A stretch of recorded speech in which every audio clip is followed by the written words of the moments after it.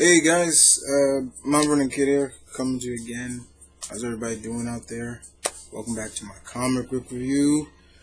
We are on episode 123. I apologize for the lateness, guys. I wasn't able to get my books until Saturday, and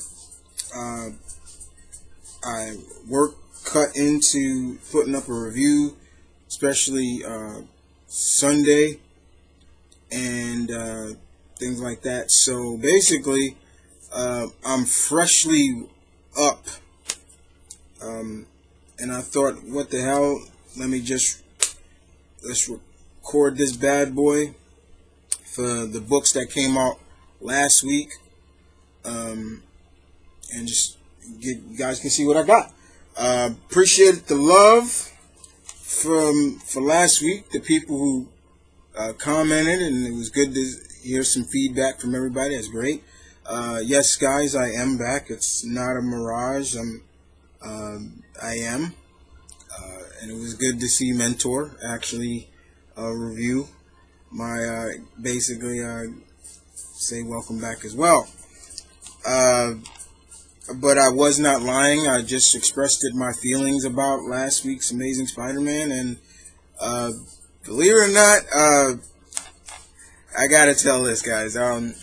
It seems like Slott he can't take criticism. I've seen it. I've seen, since I do follow Gobby on Twitter, I've seen his statements with Dan Slott, and Slott can't take it. And it's to the point where he asked others followers, what should I do? And they told him to just block him. So he basically waved the white flag and blocked Gobby. Basically, in a sense, he can't respect, in my opinion, it's almost he can't respect another man's freedom of speech, just the way he feels. And honestly, I've said it before, and I said it again. Slott's time is up. It's time for him to move on. Like I said, he wants to continue doing Silver Surfer. Keep doing Norrin. I don't read it, but if people read it and they like it, it's great. And if people like what's going on in Amazing, great. But not me. Not this 20-plus year Spidey fan. Hell no. I don't. So, and that's just me speaking my mind. And if you can't accept that, Mr. Slott, then it's weird. Anyway, let's see how many titles we got.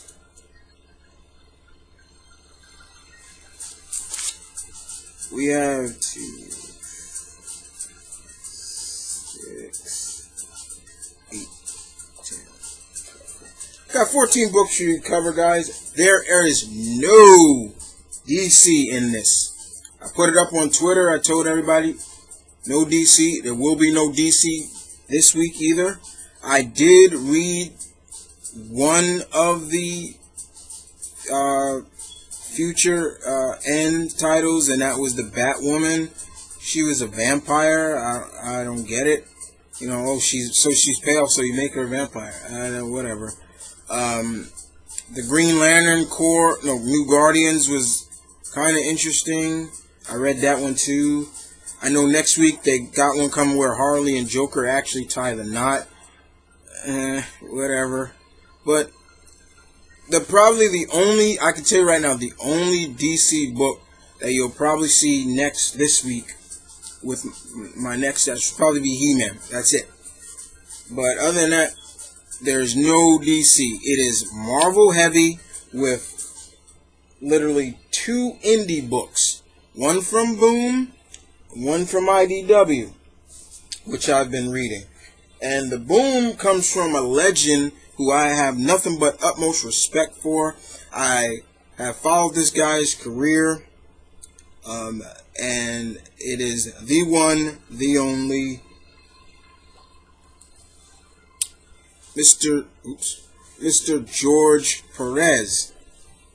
Get that little Mr. George Perez. Sorry about that.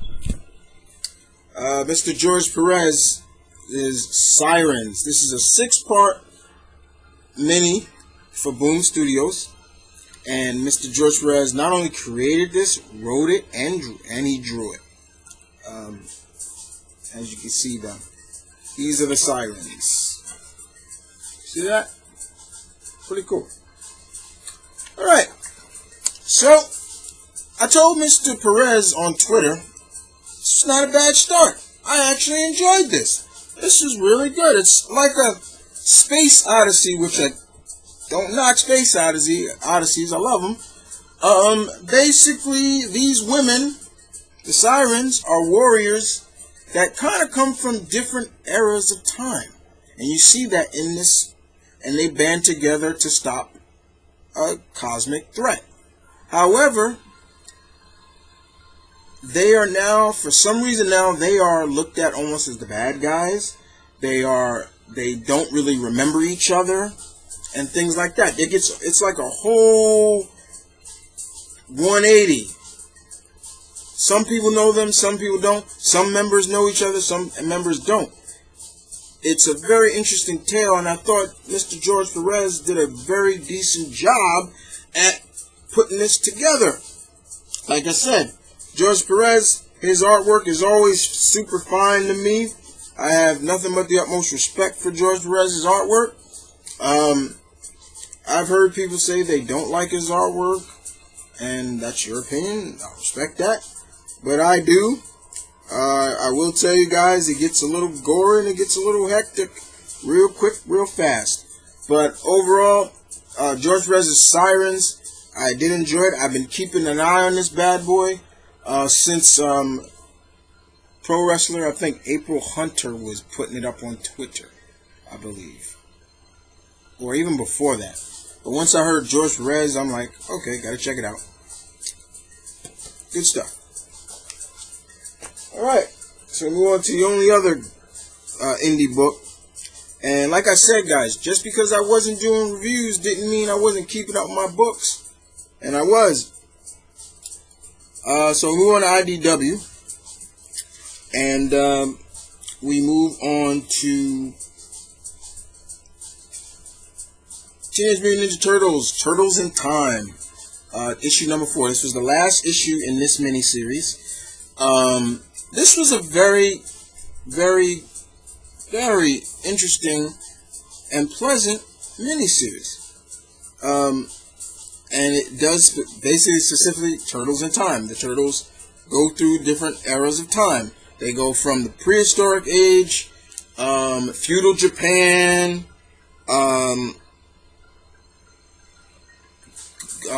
I believe like the golden age of privacy, and then they end up, in this issue, they end up in what looks like Manhattan, New York, but it's not. It's basically run by Shredder. The entire world is broken up and run by Shredder or the Krangs. The Western Hemisphere, North America, South America, things like that, run by the Foot or Shredder. Europe, Asia, Africa, all those, Australia, run by the Krang. That's how it's broken up. Now, how are the Turtles basically? Now, first of all, I totally forgot to, Paul Allor does the writing, and Dan Duncan does the artwork. Dan Duncan's artwork is okay. It's not that bad.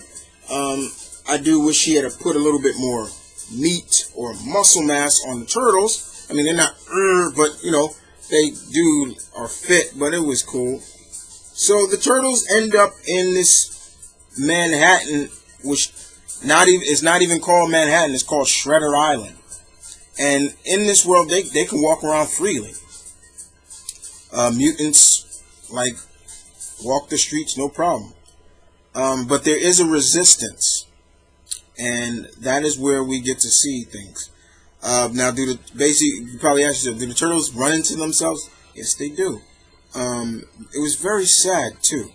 In this issue, final issue, we get to see the Turtles run into a very old. Matter of fact, let me show you.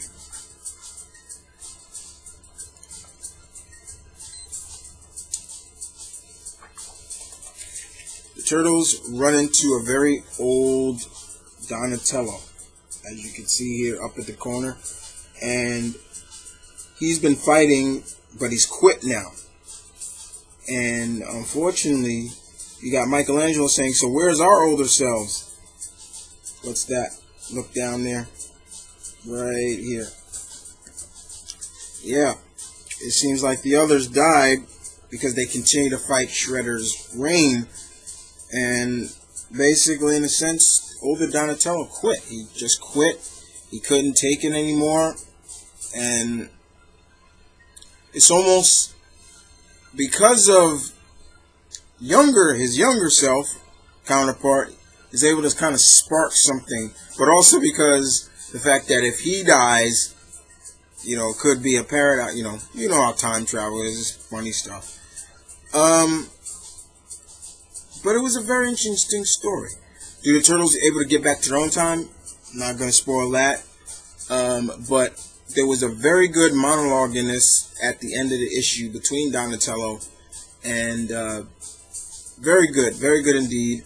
I did enjoy this miniseries. I do recommend it. It's fun. It's interesting. And it was cool. It was very cool. Teenage Mutant Ninja Turtles, Turtles in Time, number 4. Good stuff. Alright, so we're going to kick it off tomorrow. Like I said, these 12 books, I can tell you right now, is Avengers heavy with a few non-Avengers, and I think I would say X-Men related, or X books. Okay, so let's kick it off with all new X Factor number 14, Girls Night Out. Sounds terrific.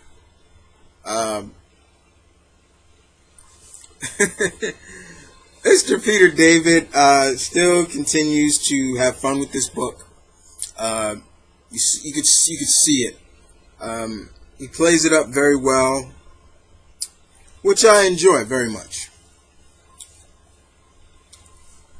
So Lorna gets a visit.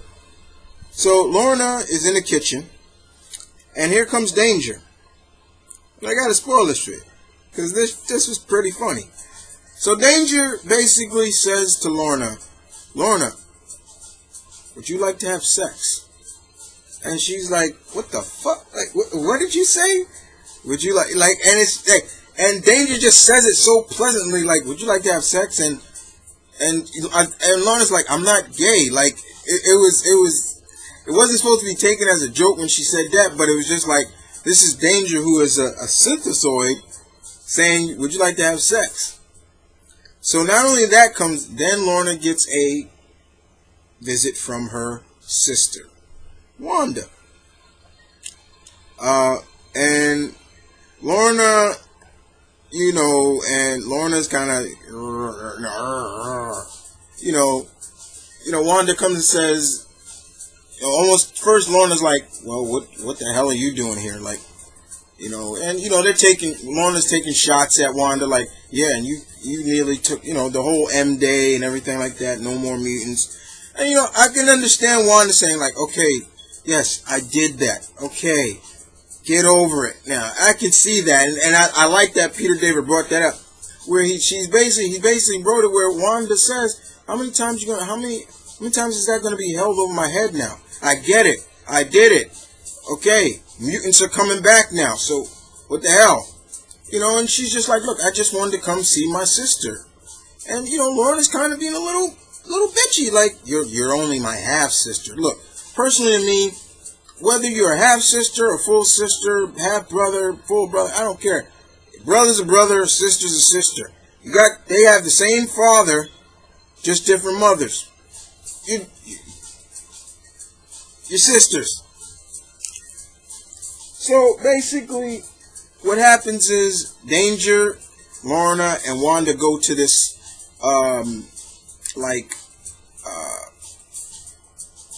medieval, festival.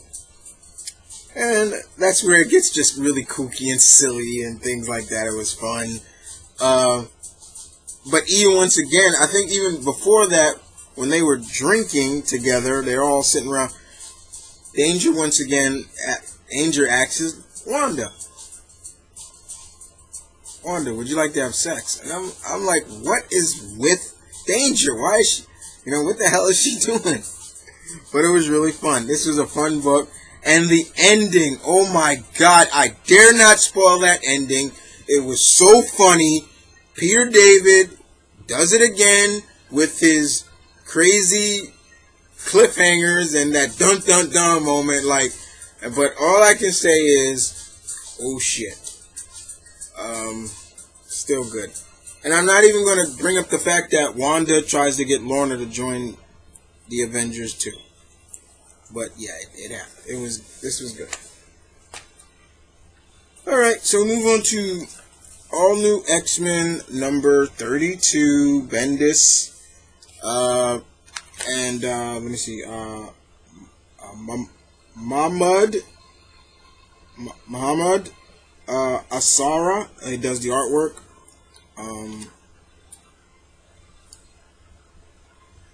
And the cover says, "Welcome to the X-Men, Miles Morales. Hope you survive the experience." Now, is Miles Morales in this? Yes, he is. The team has been transported, what looks like, into the 1610 universe, which is the Ultimate Universe. We have Angel Warren in the Savage Land, where he meets Wolverine's son. We have Beast, who looks like he thinks he's in Romania or somewhere, Turkey, where he's actually in Latveria. Iceman is dealing with Mole Man. Lorna, X-23, is on a football field and she kind of causes some trouble. And Jean meets Miles. And that's where everything starts to get kind of hectic right there, where Jean literally reads Miles's mind to, what's going on, and she realizes that we're not on the same Earth and things like that. And it gets really interesting from there. I'm not going to spoil too much for you guys. It was a fun read. I just wonder where this is going to go now. Will we see more of this? I have not read any of the solicitations, so I don't know what's going to happen next. But does this mean that we're going to see the all-new X-Men crossover with the Ultimate X-Men sometime? I don't know. But, yeah, it was fun. Now, this bad boy right here, Avengers number 35. Jonathan Hickman, in 8 months' time, runs out. Jonathan Hickman, Jamie Chun, Nick Bradshaw, Nick Manita, and David Weaver share artwork in this. I wish they'd have kept Bradshaw out of this because I don't like how he draws. He drew Cannonball in this, and I was like, oh, Sam looks ugly. Sunspots. I don't like how he draws people because they got these kind of pudgy faces and things like that. Now, I'm not sure. This series is supposed to take. This is supposed to take something like 8 months into the future or so. And basically, the Avengers have kind of been disbanded and pretty much are now property of S.H.I.E.L.D. Avengers Tower is now S.H.I.E.L.D. is property of S.H.I.E.L.D. It is called the Golgotha.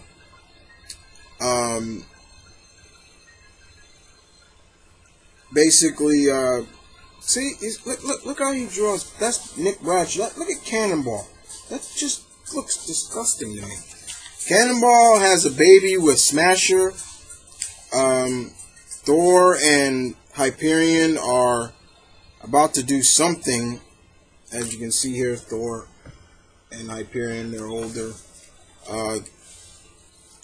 But what's going on is someone breaks into the former Avengers Tower to steal some some info. Turns out that person is none other than Amadeus Cho. And he starts to get chased by S.H.I.E.L.D. And these are some of the members. Like I said, these are some of S.H.I.E.L.D's heavy hitters. As you can see, Hawkeye, War Machine armor, and Carol on the back. And they wear like the S.H.I.E.L.D. colors. Now, Amadeus puts up quite a fight. But unfortunately, someone comes into play who's been watching. And when Amadeus gets caught, this person who is female starts to asking Amadeus Cho, okay, where is Tony Stark? I don't know. We haven't seen him. Where's Bruce Banner? Where's Doctor Strange? Where's T'Challa? Where's Hank McCoy? Where's Brian Braddock? Where's Captain Britain, for all you guys that don't know who that name is? Where is Black Bolt? Where's Hank Pym? And, Amadeus is like, look, I don't, I'm telling you, he's like, I'm not telling you a damn thing. Nothing. And this person who's telling them says basically, yes, you will. I promise you will. Where are the Illuminati hiding, Cho? And this, as you can see here, the person is taking off the helmet. And unfortunately, look who is now working for S.H.I.E.L.D. Susan Storm. Or Susan Richards Storm. So Susan Storm Richards. Yeah, something like that. And she says, last one, where's my husband, Reed Richards? Interesting. But like I said, once again, Mr. Hickman, I don't know where you're going with this. It was interesting, but I've learned to take your weirdness and kind of just absorb it. So like I said, Avengers heavy. Avengers World number 13. Nick Spencer does the writing in this. Very interesting tale. As you all know, what's been going on is the island of Madripoor has always been that haven for the bad and the wicked, but underneath that was something even more badder. The Gorgon was able to cast a summoning that awakened this 1,000-year-old dragon, which this island of Madripoor was under. It was on top of its head. So when this dragon comes to life, basically, Madripoor is still on top of its head, and it makes it to the mainland of China, and we get to see China's version of S.H.I.E.L.D. called Spear, and kind of their version of the Avengers or so. And I'm going to show you them. This is them on the cover.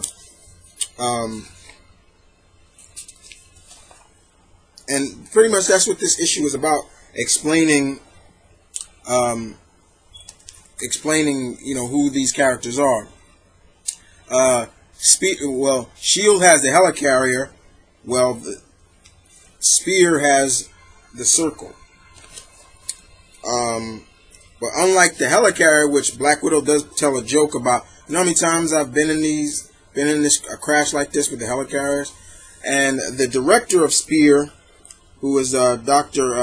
Zien, he basically says, well, unlike the helicarrier, the Circle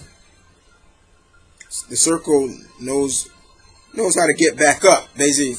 And all he says one command: resurrection. And basically, the Circle starts to get up. Now, we get to see a very cool, interesting team of Chinese heroes, Asian heroes again.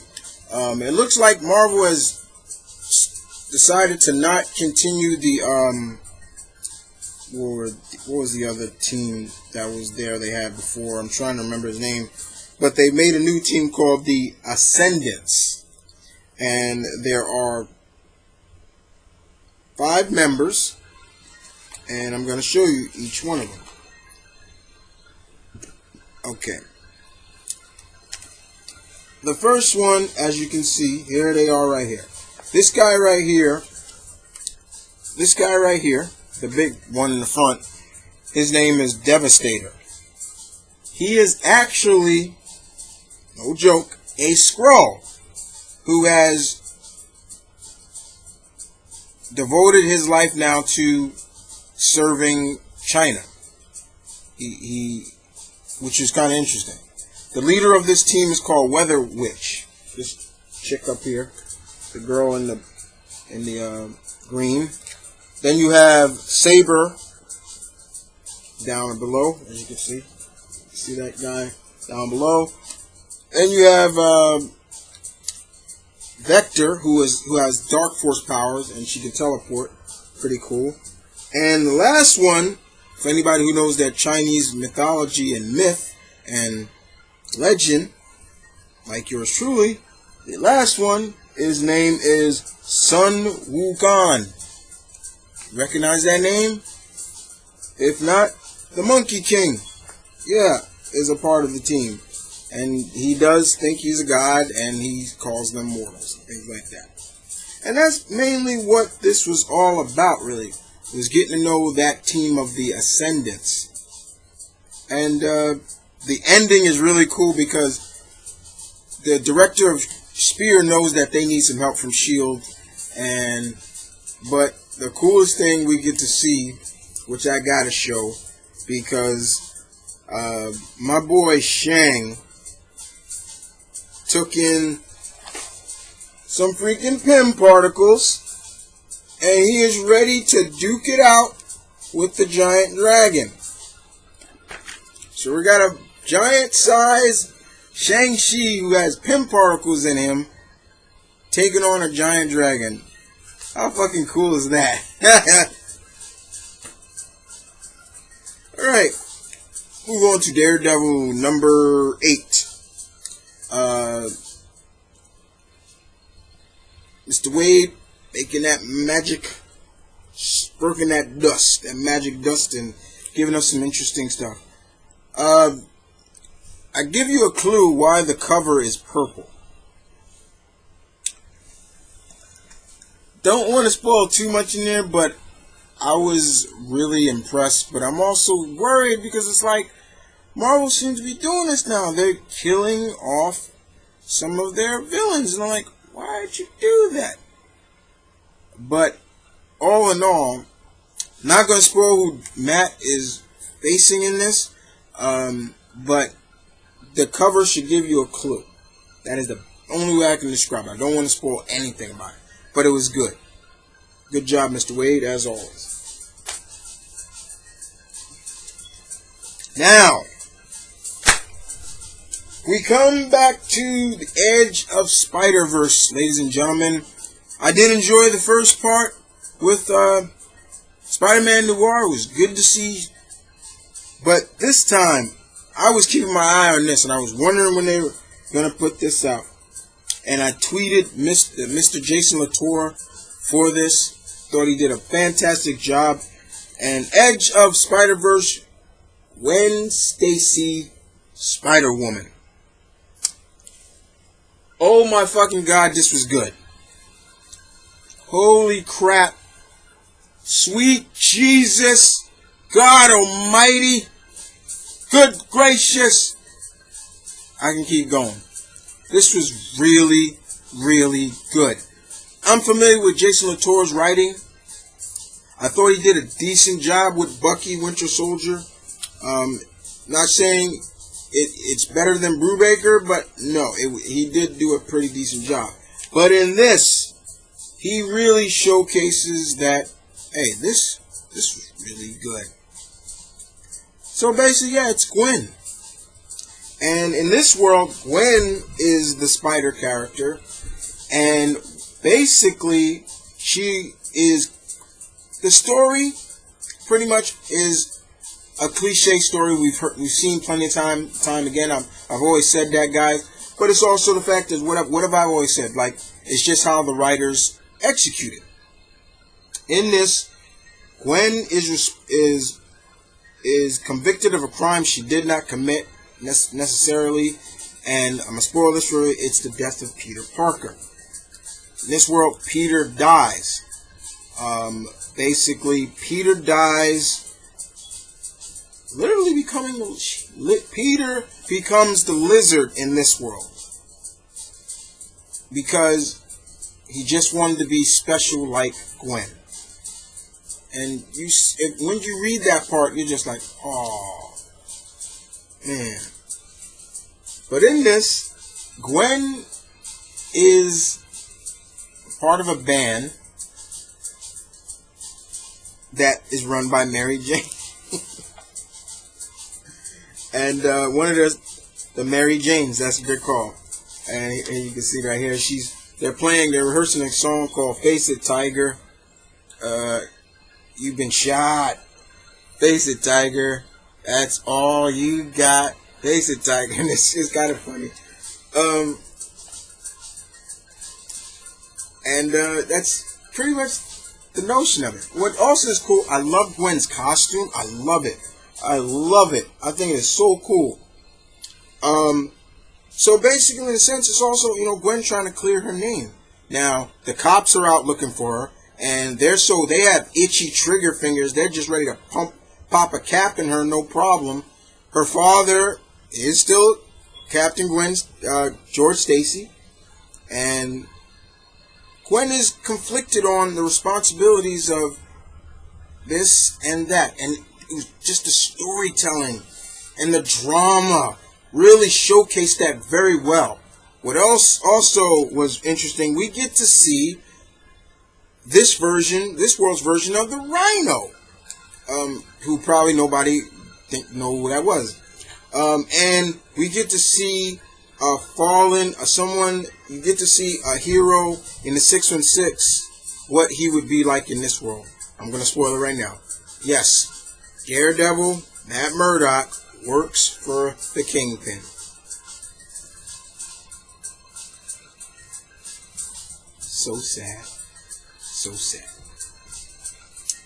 But, and Kingpin hired this Rhino to kill George Stacy. So, and it gets really intense from there. Not a lot of fighting until the end, and you get to see Gwen really go at it with this version of the Rhino. And he spoke with that kind of broken Russian accent, like, yes, and I will crush, it's almost like I was looking for Ivan Drago to come out and say, but it wasn't. Gwen does something in this that I kind of expected her to do.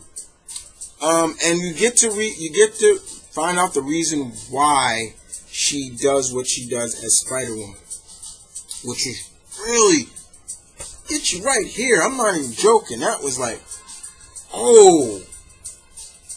Once again, if I do picks of the week, this would be my pick of the week. This was fantastic. Do yourselves a favor, if you have not read this, pick this up. Or when you're in your comic store, just read it there. And honestly, I can't wait to see more of this character. Marvel, if you were smart, as much as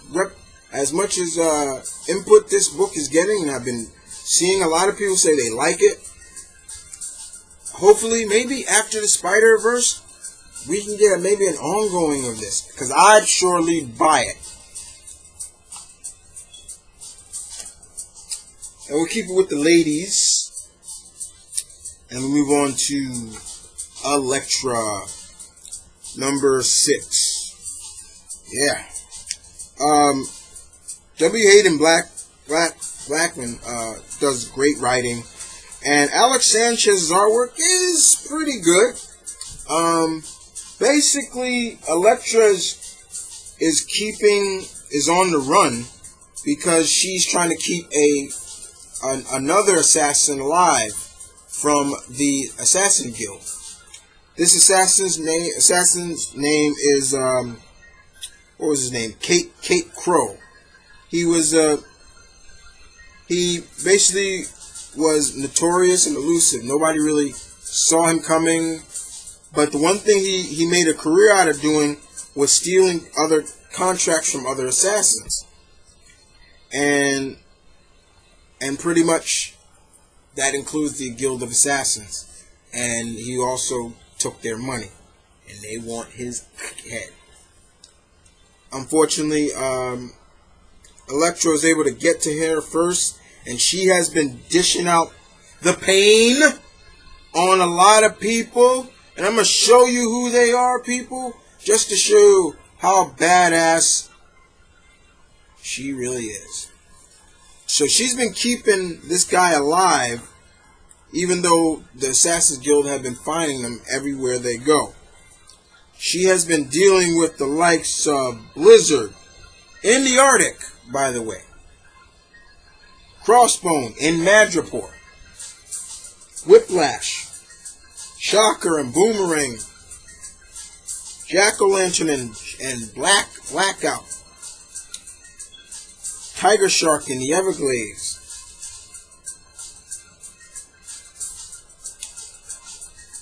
and she's beating them all. As you can see here, here's a big collage of what I'm talking about. She's beating them all, and she's keeping them alive. She's even, and not too long ago, she had a big fight between Lady Bullseye, and she kicked her ass too. But the guild has put a hit out on her as well. So now the Protector has become the hunted, and the Guild of Assassins don't give up easy, and they do something that is just really crazy. And it's all about Elektra trying to stay alive and keep this guy, Kate Crow, alive as well. But a very interesting tale indeed. This is good stuff. Good to see, once again, like I said, Blackman has been doing a great job, especially with the espionage characters and characters like this, Elektra. So, yeah, good stuff with this. I say the fight she has a fight in this with the entire Serpent Society. And, oh my God. I felt sorry I felt sorry for the Serpent Society more than Elektra. And I was right. Next up, we move on to Miles Morales, Ultimate Spider-Man, number 5. Bendis does a pretty decent job on this. Peter, or we quote-unquote think is Peter, and Miles are surrounded by New York's finest.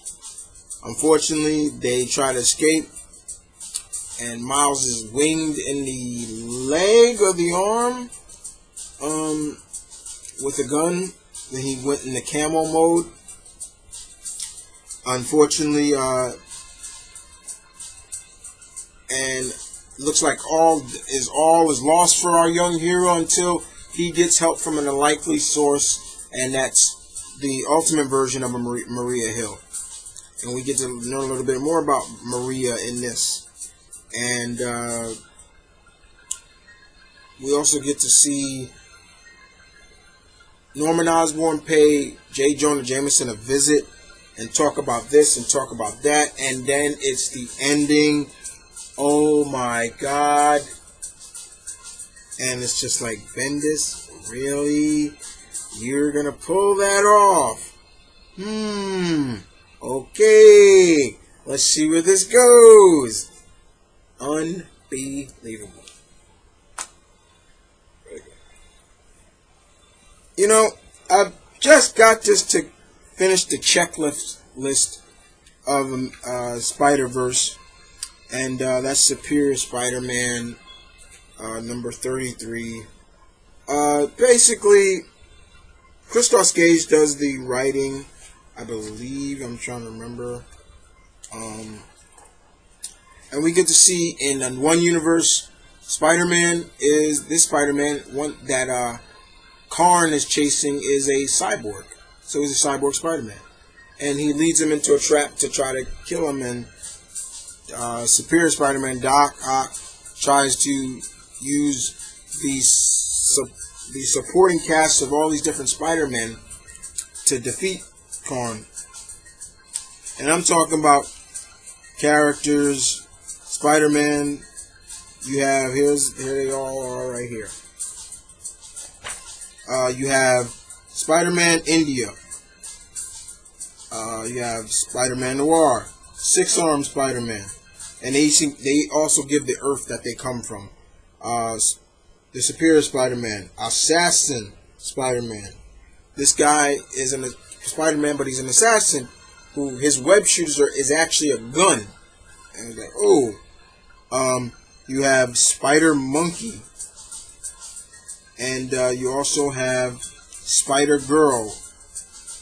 Richard, basically Ashley Barton. Basically, you have the Spider Girl from the Old Man Logan story timeline. And that's pretty much it. They are able to stop him, and we get to see what he did before he caught up to this Spider-Man, and he killed the spider-like creature that is living in the Amazon, and it was very interesting indeed. Yeah. All right, just 3 more books, guys, and I'm almost done. Thor, God of Thunder 25, Jason Aaron's. I salute you, sir. You had a fantastic job with your Thor run. This is the giant size final issue. I don't know why it's the final issue. Because they're just restarting it again.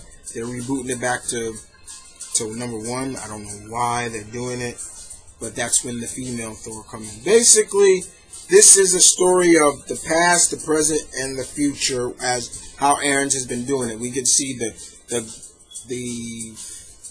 daughters, or I think the granddaughters of old Thor, reading a book, and we get to see, they get to learn the history of Malekith and the Frost Giants and some of their, I believe their grandfather, their daddy's older stories as, as a young god and everything like that. And even they come to the end of the present Thor, where we see Thor on the moon trying to lift up Mjolnir, but he can't. But it was very good indeed. I very much enjoyed it. Yeah.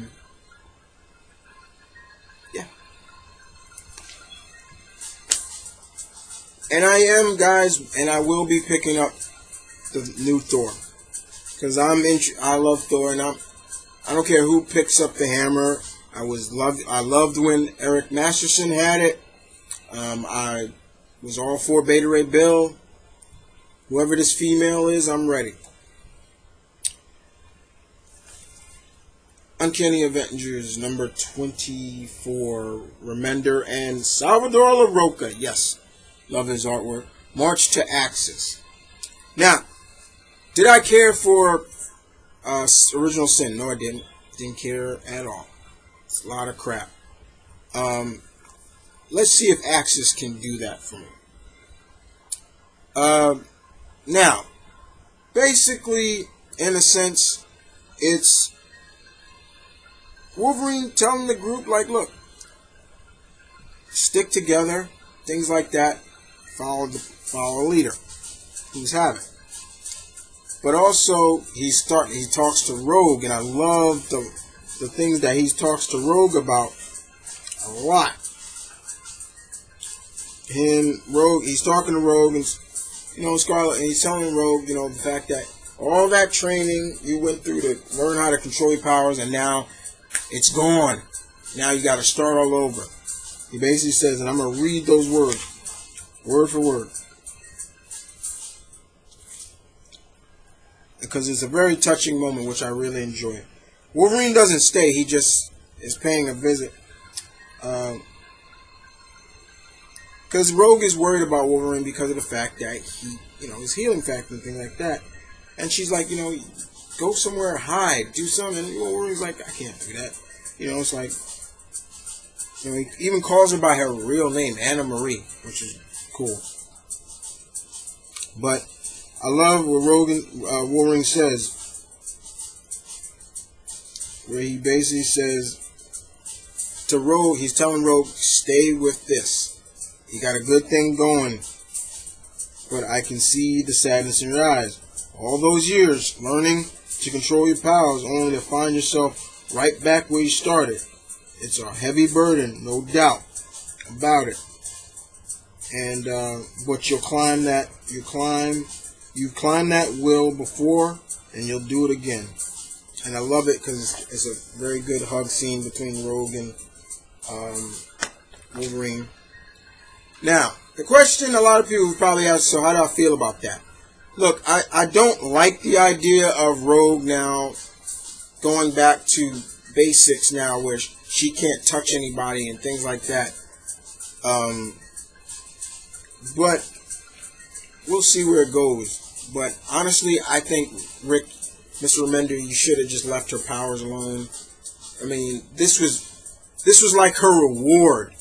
And you take it away from her, it's like, but the thing about it is I can't really look at it too badly because she's alive. That's the best thing. Basically, other than that, next thing you know, the group gets attacked by the X-Men, and they are captured and taken to a concentration camp, kind of led by Red Skull. They also find another former mutant there, another mutant, fellow mutant, in the name of Eric Lensher. And Polaris does free your father, and they do this and they do that, and they try to get out alive. And they do, in a sense. But it get worse from there. And you're just like, wow. But it was all around interesting indeed. And last but not least, Wolverine and X-Men #9, Mator. Look, to be honest with you, I'm gonna spoil the shit out of this right now. Look, Wolverine comes to try to pay some respects and try to, make up for what happened between him and Queer, or however you say his name. And Quentin just comes off as a major dick. Fuck him. I don't care about him. Screw him. He can burn in hell. He can die for all I care. Go suck a dick, oh Kid Omega. You bullshit piece of trash. Wolverine is trying to make amends. And what do? You spit it in his face like the bitch that you are. Fuck you. I apologize, guys. But, yeah, I was, after reading that, I got really upset about that. But other than that, that's it, guys. I will see you guys next time with another review. I'm sorry for the lateness, but better late than never. I will be back next time with episode 24. Yeah. And don't forget, guys, Hitting the Classic, episode 2 will be up soon. So don't forget to watch that. I will be soon doing another segment here. Will be called Indie Planet Stashes, where these will be books that I buy from IndiePlanet.com, and I will review them here as well. My raffle that I talked about before will be coming in, I believe, October next month or November. That's when it's going to start. It'll be explained more, but yeah. But other than that, you guys take care. I'll see you guys next time. And thanks for watching. Peace.